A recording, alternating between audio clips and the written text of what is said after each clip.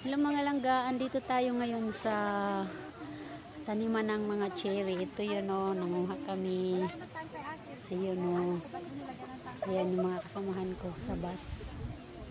Ayan. Ito yung akin, pakita ko sa inyo.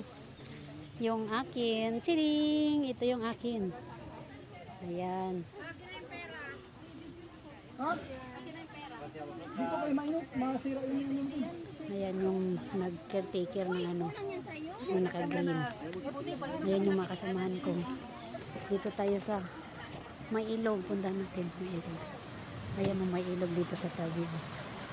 Ito yata yung